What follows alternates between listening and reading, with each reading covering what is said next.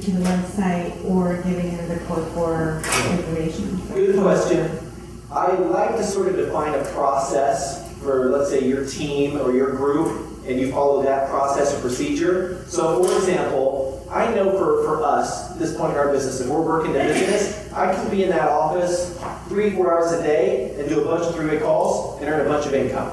So I'll work with a few people to do those, and that'll be part of the process. If we're going to be out of town for a few weeks or something of that nature, or working on other business projects, I'll say, okay, gang, for the next few weeks, let's all use and work with and test the effectiveness of the 24/7 line. So it's not a matter of, which one are we going to choose because of this reason, like the prospect needs to hear this as opposed to that. It's more about what do we want to use as part of our process. There will be some cases where a person will listen to the 24/7 line, and might they still need at some point a three-way call? We'll do it then. We'll do it then. I like to make the three-way call the last portion of the process. And it can also be the first portion. So think about that for a second. The three-way call is designed for the person hosting or doing the three-way call. So let's say, Debbie, and we're going to do a three-way call. And are we, by the way?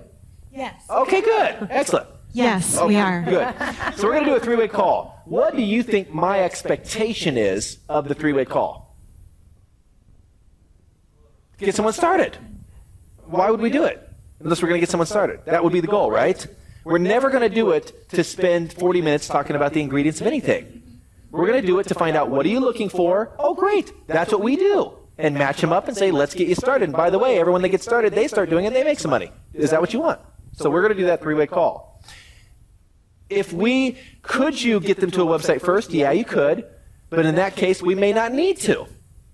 Could we do a three-way call and someone says, you know what, I want to get started, but I really need to see this one piece of info. Would we send it to them? Yeah. So it will change slightly for each one. So your process that we showed with the 3 boxes, it's a little bit modular.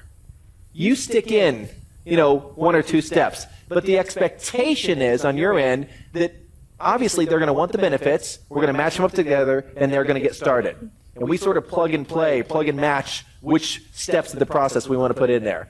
But I don't have a rhyme or let's say, oh, when this person says this word, we do a 3-way instead of a 24/7 line. It's whatever we can do right then to get some information. And, for me, frankly, the schedule is a little tough and tricky. It's going to be hard for you to call and say, Tim, I need a 3-way call right now. So I'd say, Debbie, use the 24/7 line, and then we'll schedule a 3-way call for tomorrow at noon if they haven't already gotten started. Well, do you think that one is more effective than the other? I guess is what I want to know. No. Yes and no. If you expect your process to work, it usually does. That's good for me. Okay.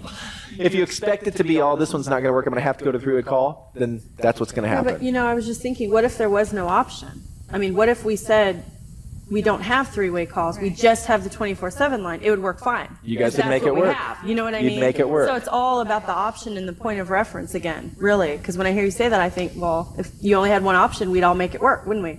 And in the beginning of our business, we didn't have the options. No.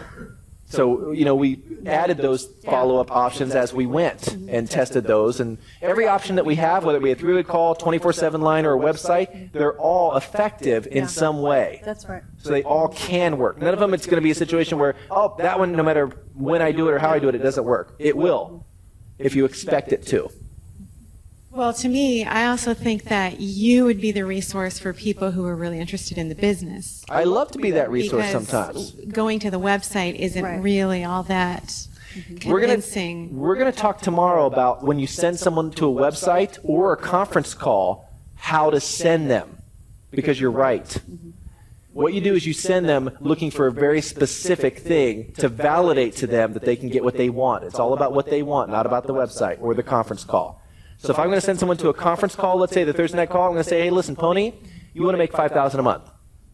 The conference call, listen to this. When you dial in and listen to that conference call, all I want you to do, I don't care if you hear one word they say. I want you to listen to or imagine yourself with 5 guests listening into the call.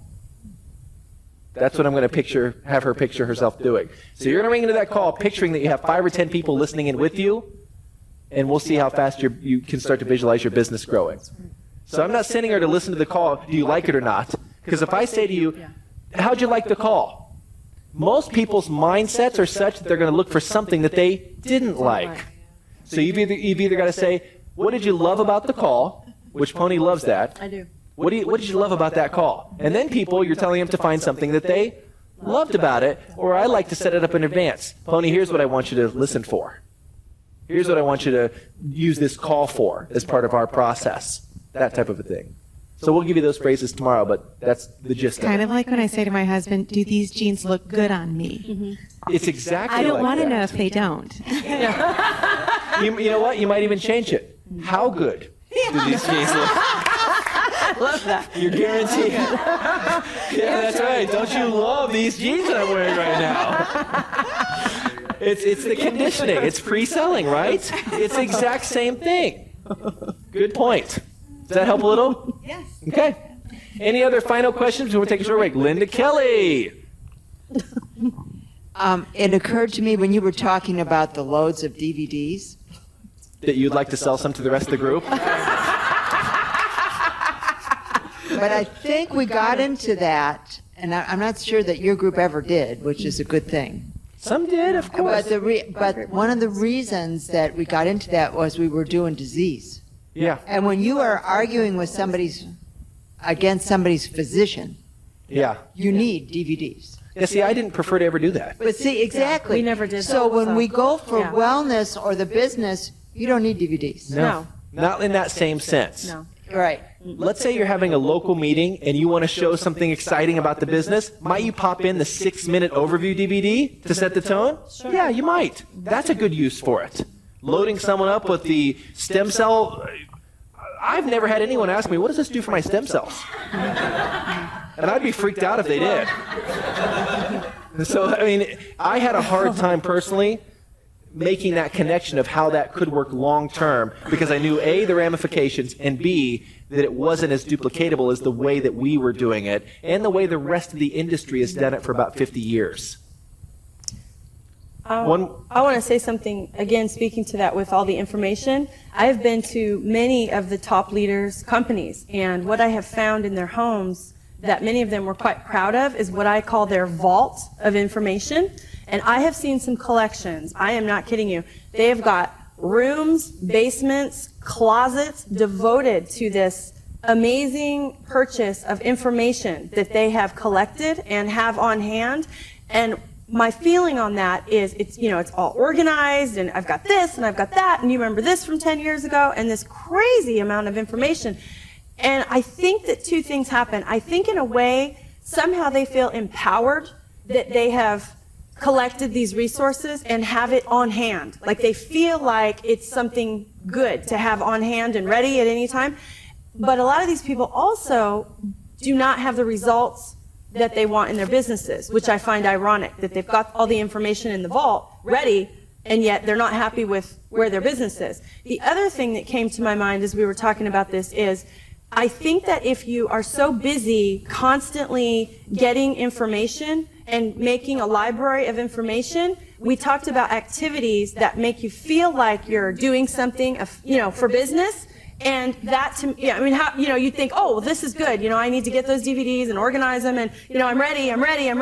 And yet you're not doing the action behind it. You're just getting ready, like the ducks in a row. So those two things came to mind, and I think that both of those are key to remember. So we have never used that kind of information in our business, and I know a lot of people have, and they've used it effectively. We personally have not, and we've come this far. So obviously it can be done. Both ways. One more thing. We hosted a conference call several months ago about if we broke into your home, would we be able to arrest you because you are building in process? Would we find enough evidence, physical evidence, that you're building a presidential or above business, top leadership level business? Okay? We didn't mean materials.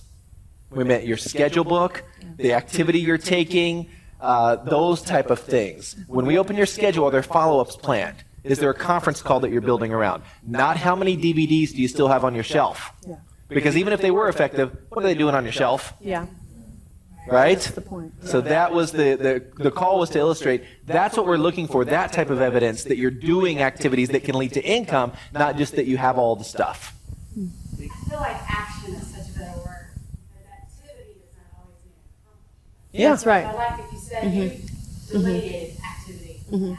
Right. Oh, absolutely. Totally different. There's a big difference between activity and effective action. Oh, we can all be super busy. Yep. Yeah, we're all And very we're all busy. super busy now. We are super busy. Yeah.